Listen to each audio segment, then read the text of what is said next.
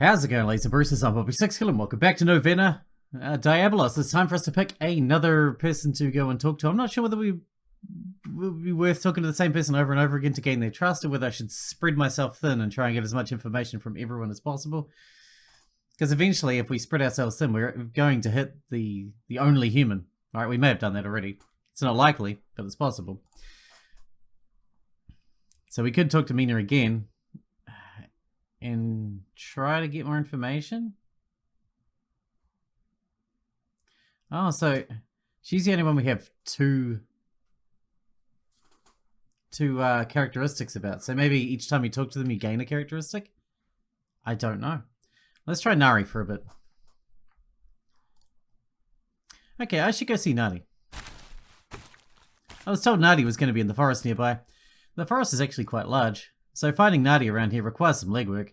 It'd be easy to simply shout her name and call out to her, but that sounds like the perfect recipe for an uncomfortable misunderstanding. Above all, I'm really afraid. I was told Nadi may not actually be human. And then there's that grisly murder.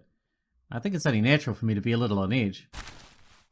Those grisly murders, there's been two. All I can do is aimlessly walk around. The longer I do, the more nervous I get. Oh hey, Miss Nadi Lee? I successfully managed to find Nadi. She appears to have fallen asleep. There's a book that she must have been reading before dozing off. Oh. Nadi slowly opens her eyes and looks at me, then carefully gets up and greets me after the confusion starts to fade. Hello there. Jinsung Park, was it? That's right. I was out on a stroll. What are you doing out here, Miss Lee? I feel a little bad about waking her up, but I decided to ask anyway. I was just resting. Resting? Really? I take a careful look at Nadi, still standing quite a fair distance away from her. I'm really doing my best to focus, and I can't for the life of me see anything that would imply she's not human. You said that about the last one. Come, sit for a moment. It's a little hard, but... Nadi points to a large stone with a smooth surface. Oh, yeah, sure. I crouch down and take a seat. Nadi walks over and sits down next to me. Is there something wrong? Why? Your expression, it looks dark and troubled. Her calm, yet caring yet restrained voice instantly makes me feel like I'm in a counselling session. I look straight at Nadi for a moment, before turning my head away. It's just... I'm actually pretty busy, but I'm forced to stay here. I guess I'm a little impatient. Sounds like you've been under quite a lot of stress lately. Yeah, that's right. Interviews to conduct, information to collect. But, didn't you say you were going to take a break the last time we met? I feel a little intimidated and look at Nadi. Her face is just as calm and warm. That's, yeah, that's right. But I heard this fog's actually going to last a while longer than expected. Is that so? I thought it was going to clear soon. Anyway, I think that uncertainty is what got me a little on edge. I know being nervous doesn't change anything, but... I understand. It's because it's something that didn't work out the way you wanted it to, right? That sounds about right, Miss Lee. There's a lot of work to be done. Things I want to deal with quickly, yet there's so much that I simply can't do right now, try as I might. In my mind, I know exactly what to do. Stay calm and patient, wait it out, and do whatever I can now, while I have the time. But it's difficult. A lot easier said than done. What a strange feeling. Even though I'm deceiving Nadi and hiding the truth from her, I feel like I'm letting her in on my actual genuine feelings little by little. Upon realizing that, I stopped talking. According to what the witness told me, Nadi Lee could potentially be a succubus, a monster capable of toying with the emotions of humans. If a succubus really has that ability, how do I know that I'm not being manipulated to let my guard down this very moment? I understand, it truly does sound difficult. Nadi speaks with a slight frown on her face. Seeing her so worried makes me feel the same strange sensation as earlier. Nadi really is taking all my worries seriously and seems to be deeply empathized with me. She seems concerned, yet doesn't try to come up with a solution. She also doesn't attempt to make me reveal further information. Would a monster out to get me really display such an attitude? I don't think constant paranoia is going to get me anywhere. I should think about my whole approach. Time to reduce the boundaries and rid myself of the thought that Nadi could be a monster. Time to be less paranoid and alert. and find a new topic to talk about. What would be a natural way to guide the conversation in another direction? At last, Nadi's book catches my eye. Do you like reading, Miss Lee? Oh, Nadi looks at the book, then blushes a little and puts it in her bag. She must feel a little embarrassed about having fallen asleep while reading. What book is it?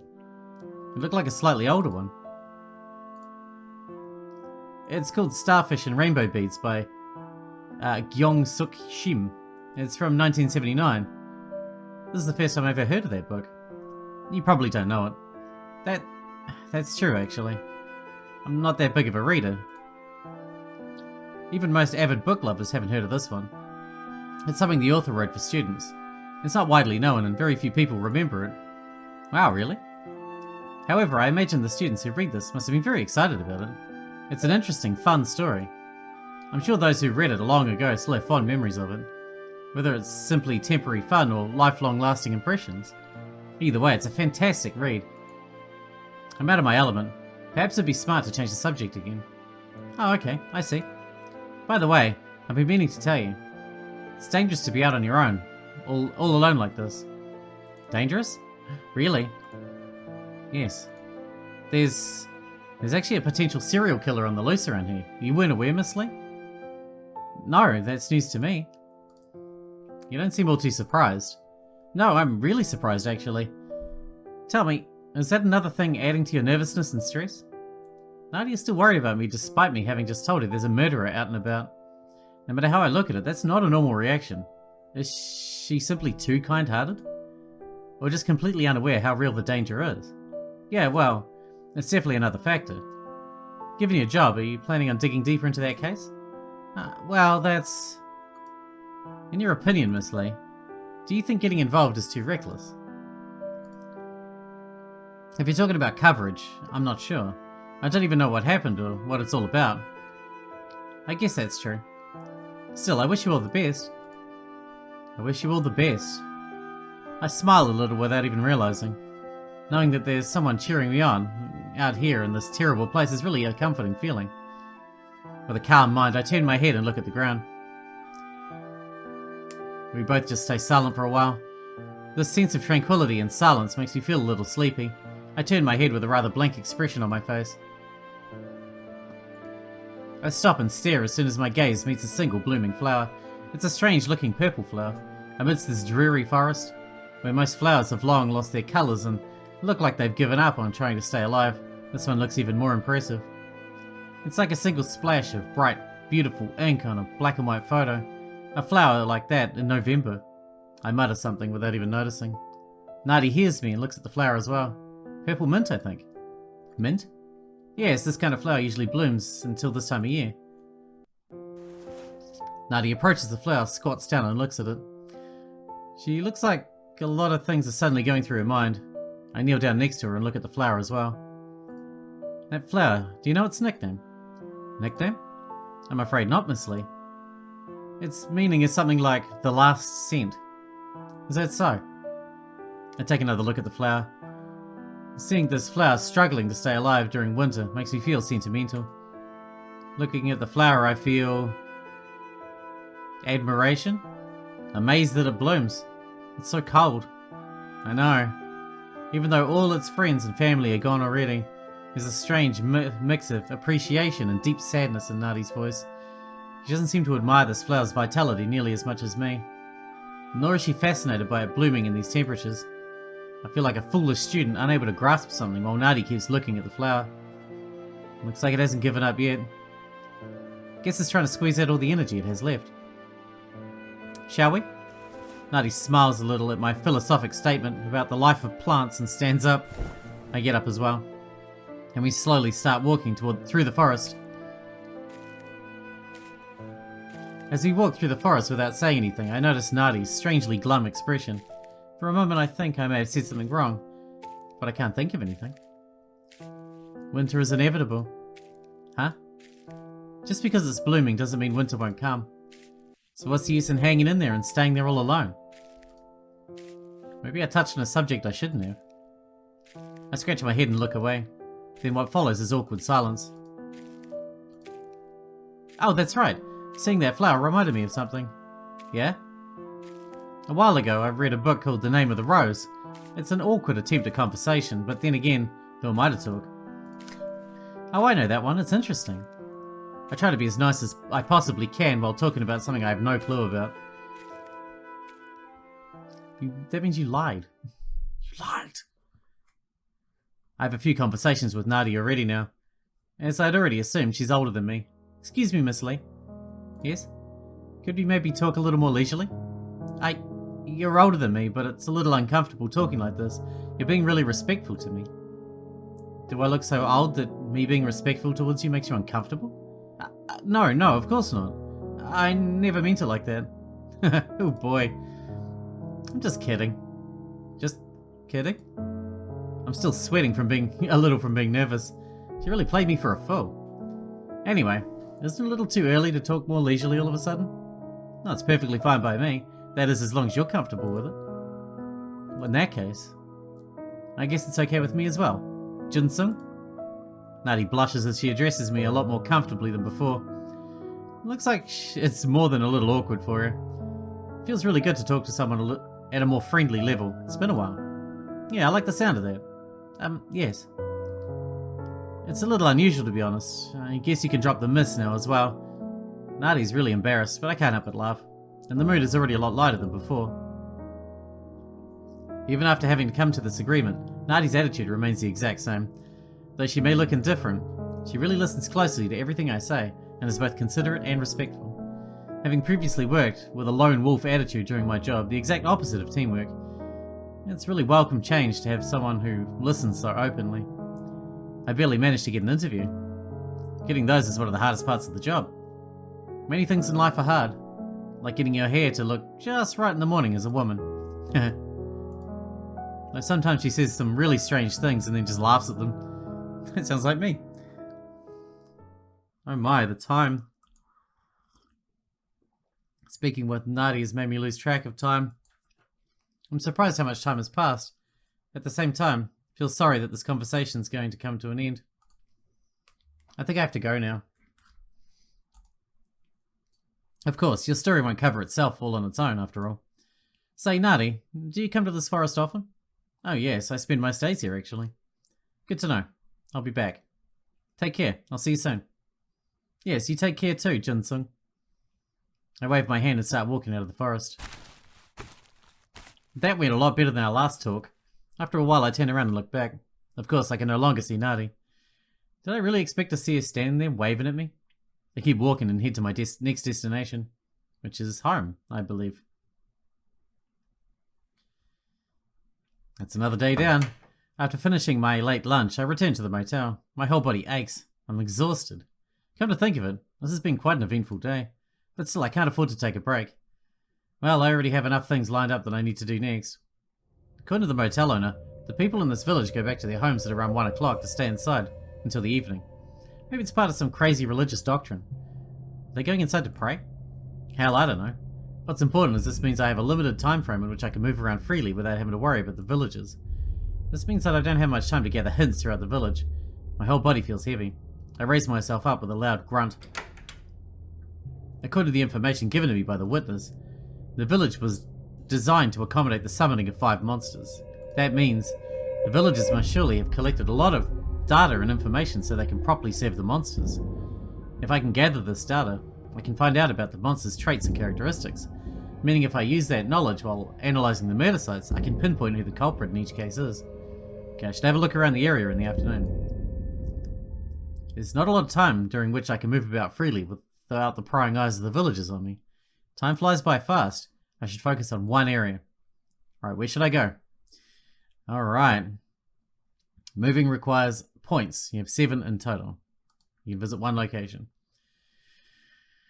Well, we've had a corpse here and a corpse here. We should probably explore somewhere we haven't had a corpse yet. Let's go back to the forest. Maybe we'll get some information. Oh, there's 4 areas in the forest as well. Shit. Well, let's just start at the entrance, I suppose. We might get information about Nadi in the forest, right? Or about the succubus. Go. I go to the entrance to the forest trail. I arrive at the entrance of the forest. The clutter around the entrance looks as if it was left here pretty recently.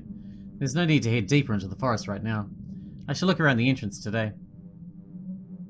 There's only one thing to find. I open the box. There are several sheets of identical paper in the box. These are religious texts. Judging by their clean condition, it doesn't look like they were thrown away. Are these handed out? I pick up one of the textbooks and put it in my bag. Alright, should I keep looking around? There are discarded papers and books lying everywhere. I don't think there's anything here that could be used as evidence. With that in mind, I still continue rummaging through the paper, and suddenly I find something. Vampire. A book on vampires published mainly for entertainment purposes. I didn't read anything childish like this, even when I was in elementary school. But things are different now. I stuff the book into my bag. Oh, we need to read that. It's a wooden chest. There must be something. I look inside the chest, muttering to myself. Compared to the other books, this is a pretty recent magazine edition. The monthly magazine. Could this be helpful? I decide to keep it. I spot a wooden box. It seems to be tightly sealed. I don't think I can open it with my bare hands. It'd be nice to have some kind of tool. Maybe I can find something useful. Maybe. I look up at the window. I look through the window, but there's nothing inside. I give up and step back again. I can head deeper into the forest if I follow this path, but I don't have to go there right now. It's a tightly locked metal door. There are all kinds of clutter inside the door, but I don't think any of it is going to help right now. Wait, what's this? I spot a metal bar. What do you call this again? A crowbar? Anyway, I think I'll be able to open that box from earlier now. I reach out and grab the crowbar. A bit rusty, but it's still steady. Okay, I should try open that box from earlier. I turn around, the crowbar in hand. I shove the crowbar into the side of the box, then I push down with all my might. Alright! I throw the crowbar aside and look inside the box. It's an old and mysterious book. It's titled Succubus Summoning Diaries Volume 3. It's the story of a nobleman who tried to summon a succubus. If this nobleman actually succeeded, his research could contain a vast amount of helpful info. I put the book in my bag. These findings will help me greatly. Yes, they will. Wait, have we done this? There are books all over the place. Could any of this be evidence? I lean over and rummage through the books. One of them stands out among the others. It's an old and mysterious book titled Succubus Summoning Diaries Volume 4. It's the story of a nobleman who tried to summon a succubus. If the nobleman actually succeeded, this research... Yeah, I know. Can we move deeper in now? There's not much else here, is there? Is there? Oh, there. A little bag catches my eye. Someone must have left it behind. I open it to see whether there's anything useful inside. The book's cover shows a gloomy design. This one is titled Tracking the Witch. Even I've heard of it, despite not having any interest in the occult at all. But we're going to get used to being interested in the occult now. It's absurd to think a witch was supposedly behind the impeachment of our former president. Originally planned as a series comprising 7 volumes, it was banned after the release of Volume 1. This is the 4th volume. It cannot be obtained through normal legal channels. I think this is important evidence. I put the book in my bag. That's it. I've looked around some more, but I couldn't find anything else. That's all for now. Alright. Village records updated. I took too long. I should go before the villagers find out. I take a look at what I've gathered so far on my phone. 3 pieces of monster information as well as 3 village logs. Alright, I should give this a careful read.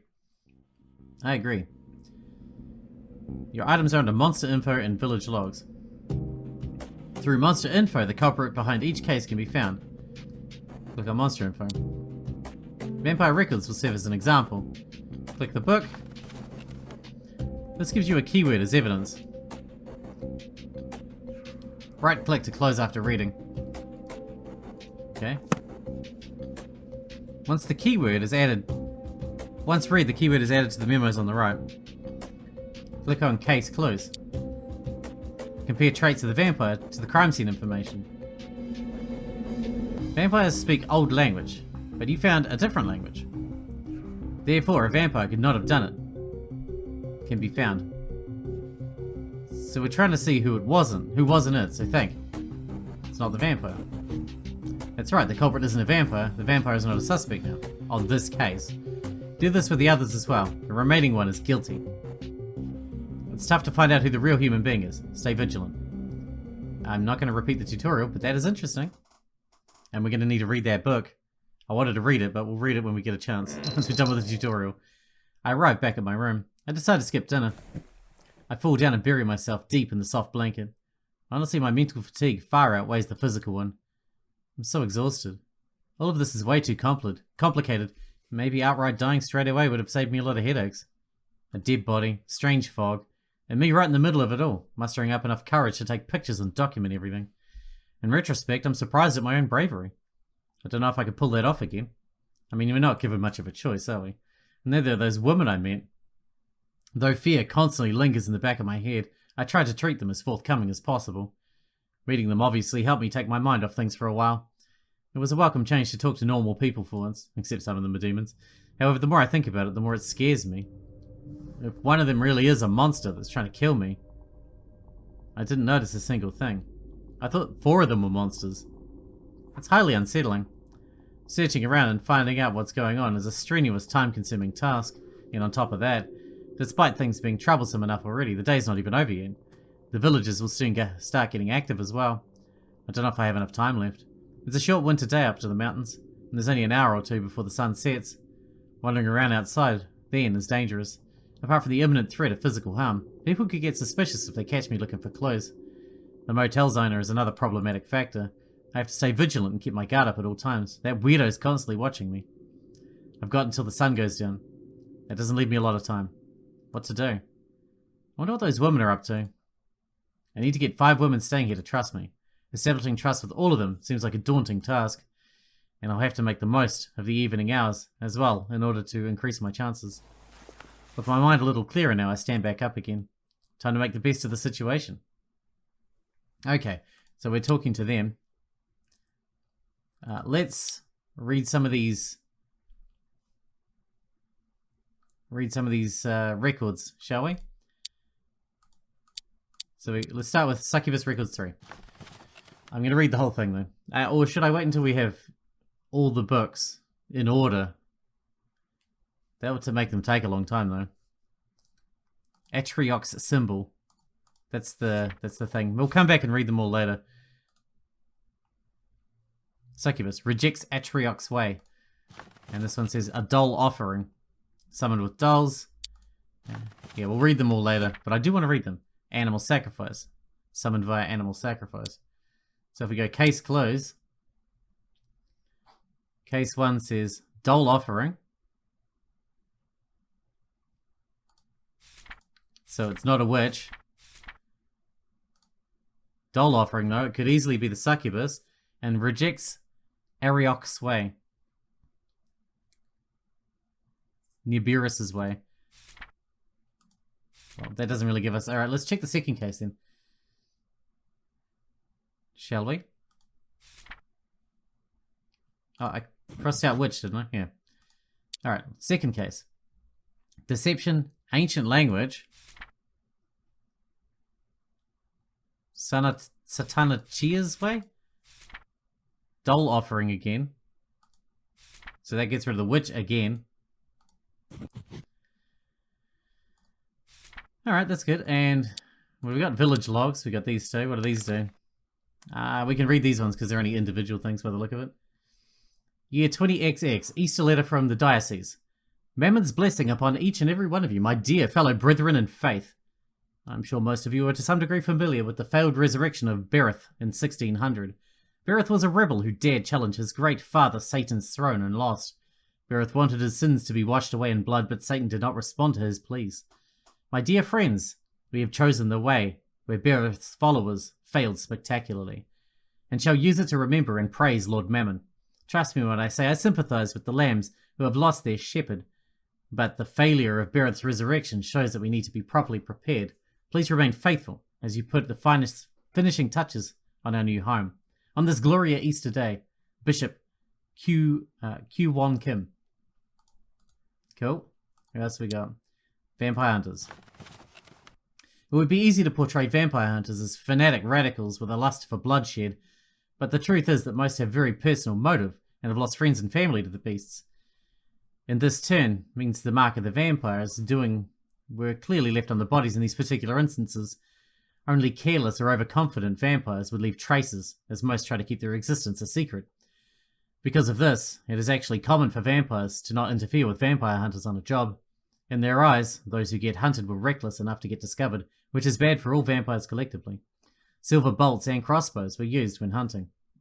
These silver bolts are retrieved and resharpened in order to be used again, although there have been a lot of debates about the actual usefulness of silver bolts. Field experience has shown them to be effective, though not as effective as in the earlier days of vampire hunting. These bloody hunts usually end with the vampire defeated, though nearly always at the cost of many hunters' lives. About monsters. Plague? Avid readers of our magazine will already know there are various types of monsters, right? Since we've received a lot of questions on the topic, let's take a closer look. Today's category is plague, also blight and epidemic, sometimes. These are rare monsters who are extremely powerful and fear-inducing. Naturally, every plague throughout mankind's history was terrible enough to be recorded in books, right? If there were more monsters of this kind, surely we would no longer even exist. That is because monsters that fall into this category are always waiting for the perfect opportunity. Every time mankind is weak and medicine supplies scarce, they strike. That is why war and plague go hand in hand. It is because of the creature behind it. There's a really famous example of this monster type. Dokeabi? Younger readers may not have heard of it. A mysterious man bouncing around on one foot carrying bottles of misbehaving. They bring ruin and plague wherever they go. Watch who you trust, for who knows how it could all end. Vaccine editorial. Cool. Alright, let's jump in and do one.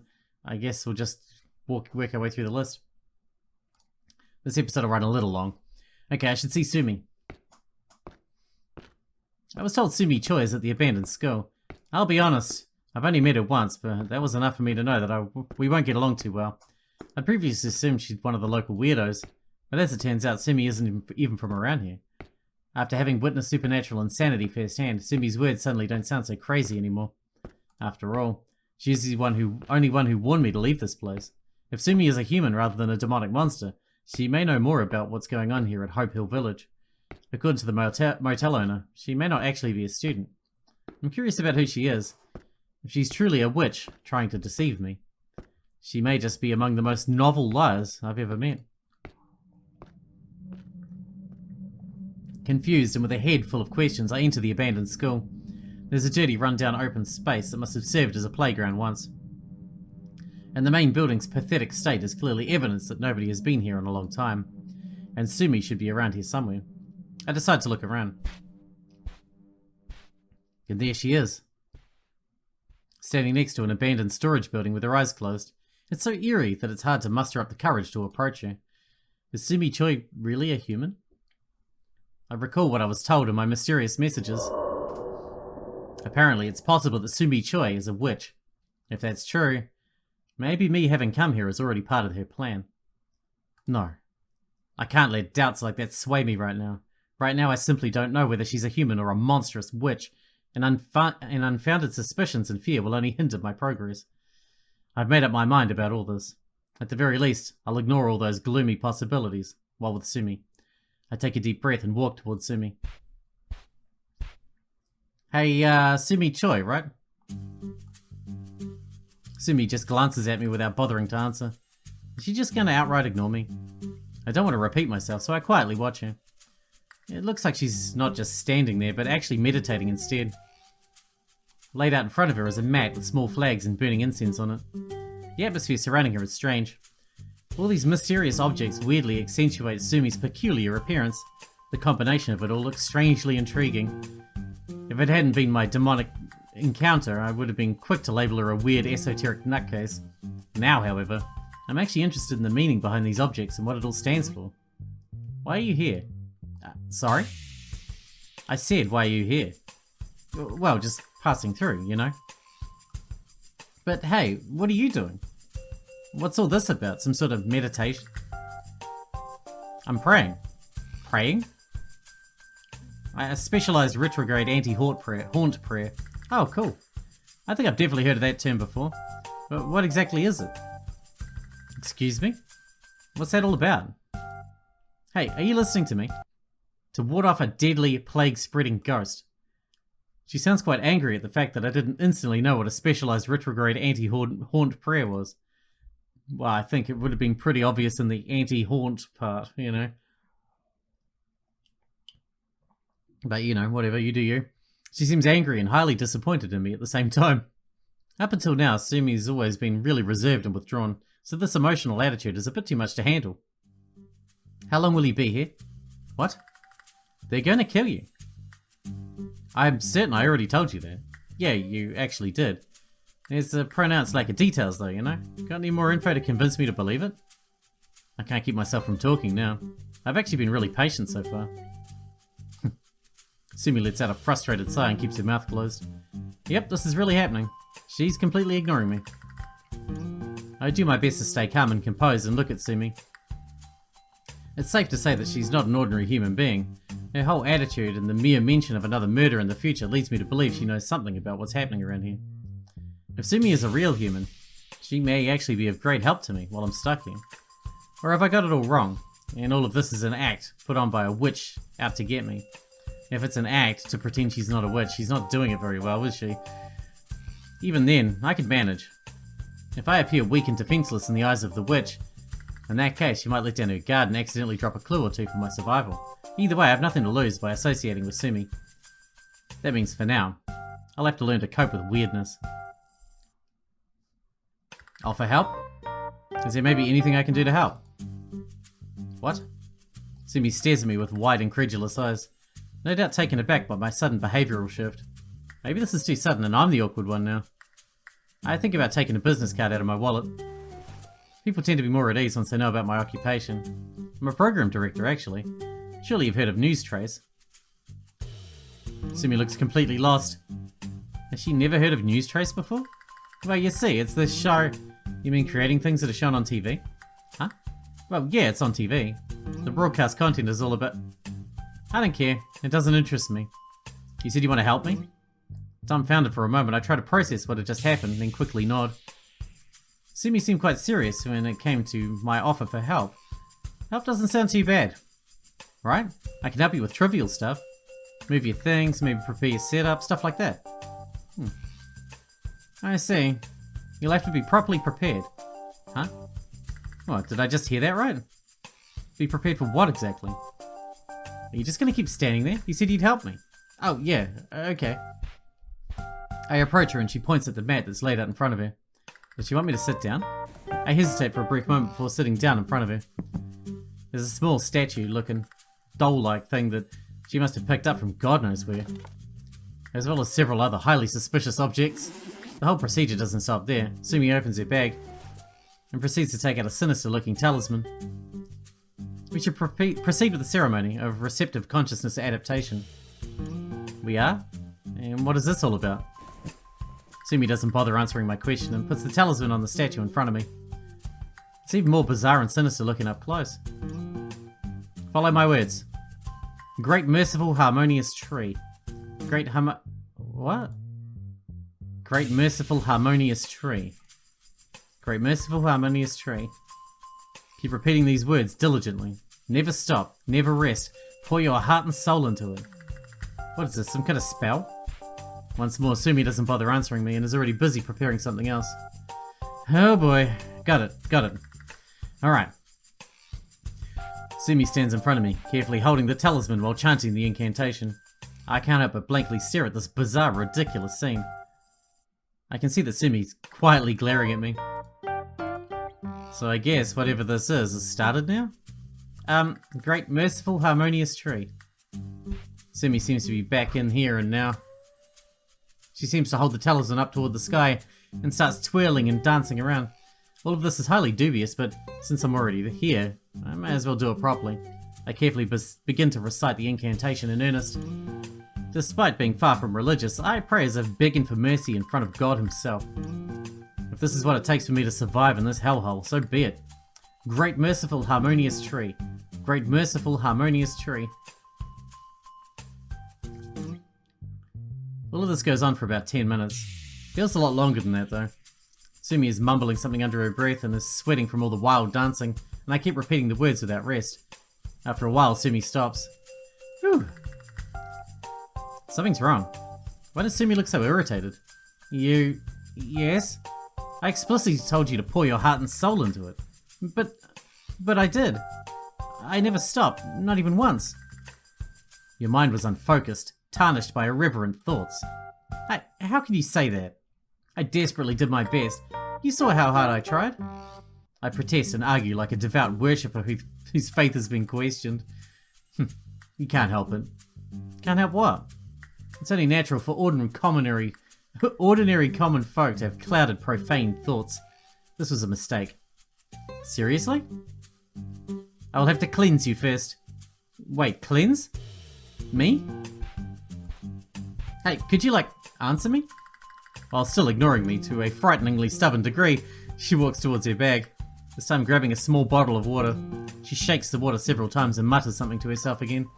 Out of nowhere, she suddenly starts taking off her clothes, starting with her jacket and... Wait, even the underwear? Hey, time out. What are you doing? What are you doing? Remember the incantation? I lower my head and try to suppress my wildly accelerated heartbeat. What is all of this? What the hell is happening? I am...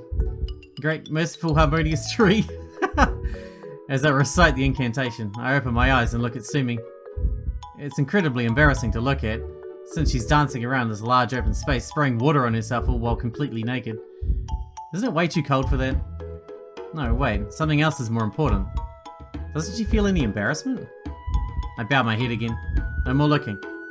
I'll just focus on reciting the words, and that's it. Great, merciful, harmonious tree. Great, merciful, harmonious tree. Great, merciful, harmonious tree. Whoa! Struck by the sudden unexpected baptism, I open my eyes. Sumi, still stark naked, is now standing right in front of my face, too close for comfort. Hey, put some clothes on. Sumi lifts me up with the most innocent, casual expression on her face, and spews water out of her mouth on me again. What's all this about now? What are you doing? Don't stop praying. Yeah, but please, clothes. Sumi shows no sign of stopping anytime soon. Instead, she scolds me and takes another swig of water. Damn. What have I got myself into? Great, merciful, harmonious tree. Great. After several more water bottles / saliva baptisms, I just sit there feeling empty. It's early winter, which means I'm freezing my butt off on top of everything. I feel like my last shred of dignity as a human being has been stripped away. I quietly stare at Sumi. She's dancing around while holding the talisman. It's worth mentioning that she's wearing clothes again. Great, merciful, harmonious tree? I'm obviously not stopping, not after having made it this far. I'll just do whatever she asks of me. Not like I have any actual choice in the matter now. I try to keep my doubts away. The voice in the back of my head repeatedly telling me, this is totally nuts. Stop it. Phew. Sumi stops dancing. Done. It can't be done. What? Why? Your thoughts are too rampant, infiltrated by a plethora of misconceptions. I want to say something in my defense, I really do. But she's actually right. It's true that my mind was all over the place and unfocused. I'd love to tell her that if she hadn't stripped naked and showered me in spit water, maybe I would have been able to concentrate more. But my social skills tell me I should keep that to myself. Okay. Moving around this much is very exhausting. This'll have to do for today. Sumi, speaking like an old lady awaiting her next pension check, starts packing her bag. After we're done, she simply walks away without saying goodbye. I lie down on a nearby bench and feel utterly exhausted. My whole body aches. I'm exhausted physically and mentally. Wow. I pull out my smartphone and look at myself. This is insane. She's really put me through my paces. I wipe my face and hair with the hem of my coat. I think it's safe to say the casual stripping naked in front of a stranger, a grown man even, is certainly not normal behaviour. Of course, none of what followed is normal by any standard either. Still, Sumi simply doesn't strike me as yet another insane person. I mean, she's crazy, yeah, but there's more to her. At the very least, she's aware that something bad is happening around here. Does she truly have the ability to ward off evil ghosts and keep them away from this place? And does that mean I'll have to keep going along with more stuff such as today? Almost certainly. Sumi's last words come to mind. She said this will have to do for today. But that implies I can only shudder at the thought of what else she's got in store for me. I shake my head and let out a loud, defeated sigh. Before heading to my next destination, I think about some things some more. All weirdness aside, it seems like I'll be able to find Sumi here at the school in future. And for better or worse, she's willing to help me and won't reject me. I'm honestly a little scared of what awaits me in the future meetings with her. Anyway, If I want to see her again, I should drop by the abandoned school when I can. I walk away and move on to my next destination.